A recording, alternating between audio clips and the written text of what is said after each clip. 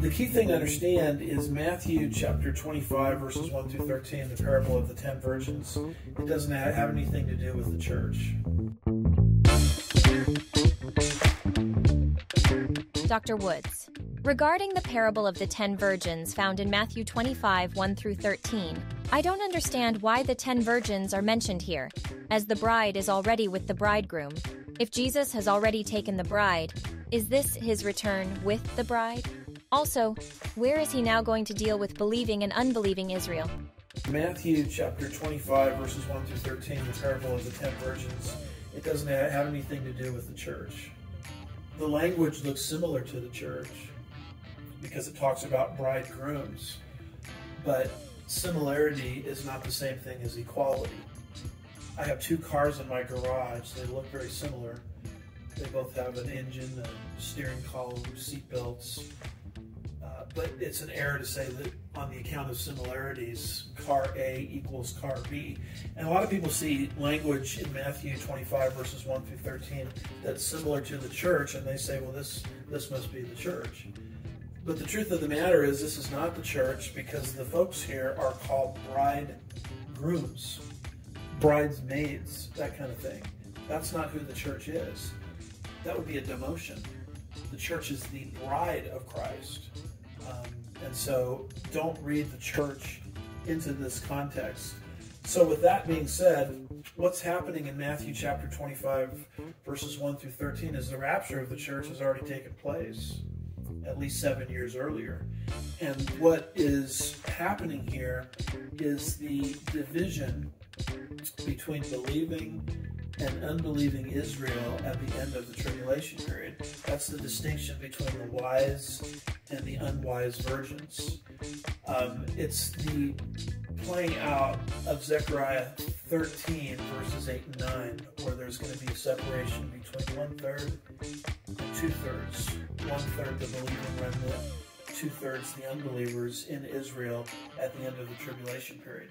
And you'll also see a separation between believing and unbelieving Israel at the end of the tribulation period in Ezekiel chapter 20, verses 33 through 38. And the reason I believe this is it's just a matter of putting this into its context. If you go to verse 15 of the prior chapter, and remember the chapter divisions are artificial, there's a literary clue that happens at the end of each literary unit in Matthew's gospel. It says, when Jesus had finished all these words, he said to his disciples. Whenever it says, when Jesus had finished saying these things, that basically is the end of the literary unit. That's how the Sermon on the Mount ends, and so that's why we take Matthew 5 through 7 together. That's how the missions discourse ends, Matthew 10. It's how the discourse on humility ends, Matthew 18. And it's how the Olivet discourse, given by Jesus to his disciples on the Mount of Olives, it's how it ends. And so the chapter divisions are artificial, but the whole discourse is intended to be a literary unit. And a lot of people want to bifurcate chapter 25 from chapter 24. But when you go to chapter 24 and you look at verses 15 through 22, you see clearly it's talking about the desecration of the temple in the middle of the tribulation period, a time of unparalleled distress, such has never been equaled since the beginning and never will be equaled again. It's talking about the flight, verse 20, of Israel in the tribulation period on the Sabbath. When you go to Matthew 25, verse 31, it talks about the return of Jesus to sit on David's throne at the end of the tribulation period. So therefore, all of that to say, this parable of the 10 virgins is dealing with tribulation period events, just like everything else in this literary unit.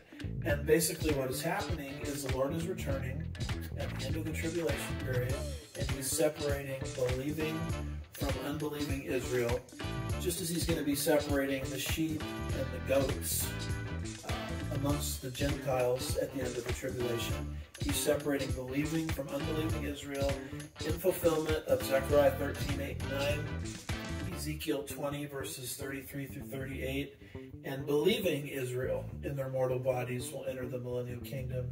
unbelieving Israel will be cast off the earth into judgment. So that's the context of this parable of the virgins.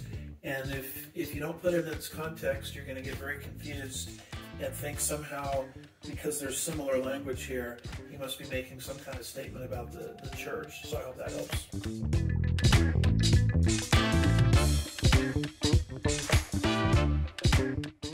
If Jesus has already taken the bride, is this his return with the bride?